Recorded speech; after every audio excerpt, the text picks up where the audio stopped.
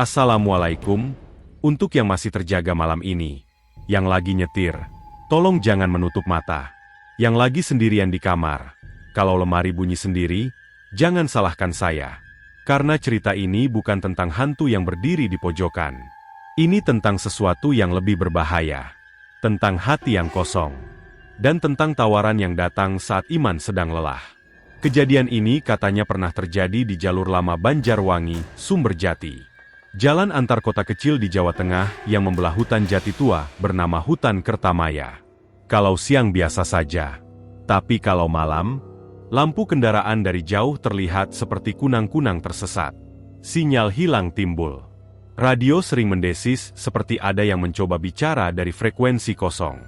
Dan kalau hujan rintik turun, hutan itu seperti menutup diri. Orang-orang lokal punya satu pesan sederhana. Kalau lewat sana malam-malam, jangan berhenti. Dan jangan bawa pulang sesuatu yang bukan milikmu.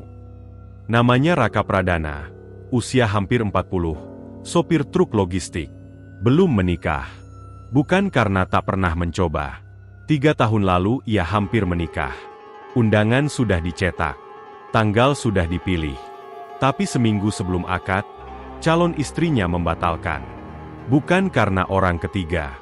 Bukan karena uang. Alasannya sederhana dan lebih menyakitkan. Aku capek.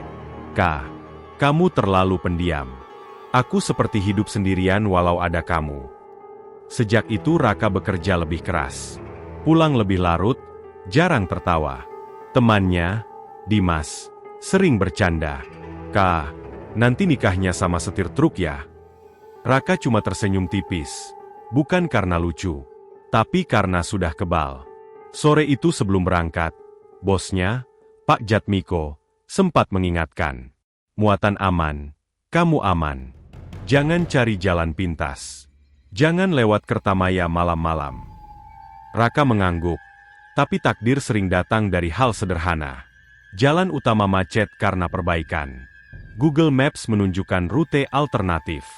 Lewat hutan Kertamaya. Raka ragu sebentar. Lalu berpikir, cuma 20 menit. Kesalahan sering dimulai dari kalimat itu. Hujan turun tipis. Wiper bergerak pelan, radio mendesis. Lalu lampu truk menangkap sesuatu di pinggir jalan. Seorang perempuan. Berdiri sendiri di bawah pohon jati besar. Bajunya bersih, rambutnya rapi. Padahal tanah sekelilingnya becek, Raka mengurangi kecepatan. Perempuan itu tidak melambai. Tidak berteriak, hanya berdiri. Seperti sudah tahu ia akan berhenti. Raka menepi beberapa meter di depan. Ia tidak langsung turun. Ia membaca basmalah pelan. Lalu membuka pintu. Mbak, sendirian. Perempuan itu mengangkat wajah. Cantik. Tapi bukan cantik yang genit. Cantik yang sunyi. Nama saya Alia, katanya.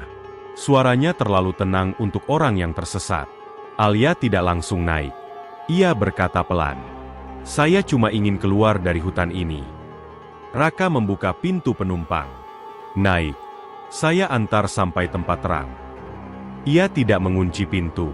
Tidak mau suasana makin aneh. Sepanjang perjalanan, hutan terasa tidak bernapas. Tidak ada suara jangkrik. Tidak ada burung malam. Hanya suara mesin truk. Lalu Alia berkata, terima kasih. Jarang ada yang menolong tanpa tanya macam-macam. Raka menjawab singkat, kalau bisa nolong, ya nolong. Alia tersenyum tipis, dan untuk pertama kalinya, Raka merasa diperhatikan. Di ujung hutan ada musola kecil bernama Musola Al-Hidayah. Lampunya redup, tapi stabil. Raka berhenti, saya mau sholat dulu ya. Alia mengangguk, saya tunggu di beranda. Raka wudhu, airnya dingin sekali. Saat membasuh wajah, ia berbisik, ya Allah, kalau ini ujian, jangan biarkan saya salah. Ketika ia keluar, seorang ustadz duduk di warung kopi kecil samping musola.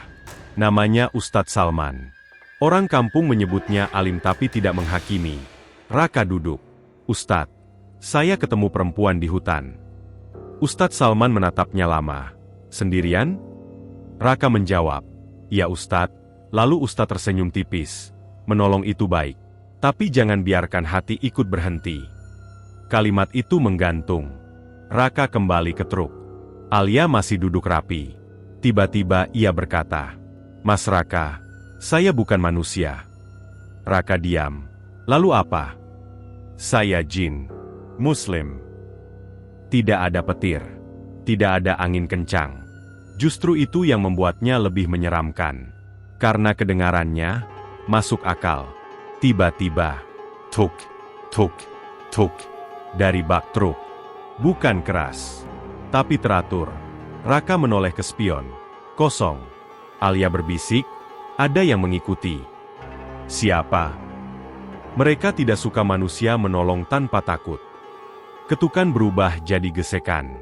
Seperti kuku panjang menggores besi. Di tengah ketegangan itu, Alia berkata pelan, "Saya ingin menikah dengan Mas." Dunia seperti berhenti. Raka hampir tertawa. Tapi suaranya mati. Alia menatap lurus ke depan. "Saya tidak ingin dekat tanpa halal. Saya tidak ingin menjadi sebab Mas tergelincir." Raka gemetar. Sudah bertahun-tahun ia merasa tak dipilih. Dan malam ini, sesuatu dari dunia lain memilihnya. Itu bukan kebetulan. Itu umpan. Di kepalanya muncul suara. "Terima saja. Siapa lagi yang mau denganmu?" Suara lain berkata, "Ini jawaban doa." Tapi di luar, terdengar tawa jauh, tipis, banyak. Seperti sekumpulan makhluk menunggu. Bak truk diguncang lebih keras. Alia memejam. Mereka ingin Mas panik. Raka memutar truk kembali ke musola Al-Hidayah. Ustadz Salman masih di sana. Raka jujur. "Ustadz, dia melamar saya." Ustadz tidak kaget. "Yang melamarmu jin atau kesepianmu?" Pertanyaan itu menghantam. Gangguan makin menjadi. Lampu musola berkedip. Angin memutar daun. Bisikan semakin jelas. "Bawa dia sekarang. Jangan jadi pengecut." Raka hampir menyerah. Hampir berkata, "Ya sudah." Tapi Ustadz berkata, "Akui apa yang ada di hatimu." Raka menangis. "Saya kesepian. Ustadz, saya takut sendiri. Saya hampir bangga karena akhirnya ada yang memilih saya." Saat ia mengaku, semua suara melemah. Seperti kehilangan pegangan. Alia menatapnya dengan mata berkaca. "Kalau Mas memilih Allah dulu, saya tidak akan menjerumuskan." Raka gemetar. Ia ingin menahan. Ia takut kehilangan. Tapi ia sadar. Kalau ia memilih Alia karena takut sendiri, itu bukan cinta. Itu pelarian. "Aku pilih jalan paling aman," katanya pelan. Alia tersenyum sedih. "Jawaban itu yang membuat saya harus pergi." Angin berhenti. Jejak hitam di tanah memudar. Alia berdiri, tubuhnya mulai transparan. Sebelum hilang, ia berkata, "Horor terbesar bukan kami. Horor terbesar adalah ketika manusia menukar iman dengan rasa ingin dicintai."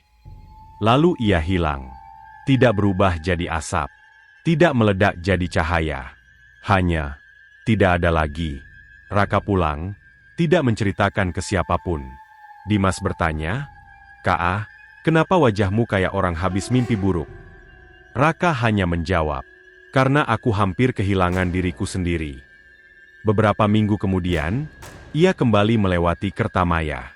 Di bawah pohon jati itu, ia melihat bayangan perempuan. Sekejap, lalu hilang. Raka berbisik, "Semoga kamu menemukan jalanmu." Cerita ini bukan tentang jin yang melamar sopir. Ini tentang bagaimana kesepian bisa membuka pintu. Tentang bagaimana ego bisa menyamar jadi takdir. Dan tentang satu keputusan sederhana. Memilih adab. Atau memilih sensasi. Kalau kamu berada di posisi Raka, dan sesuatu datang saat kamu sedang lemah, apa kamu yakin bisa menolak?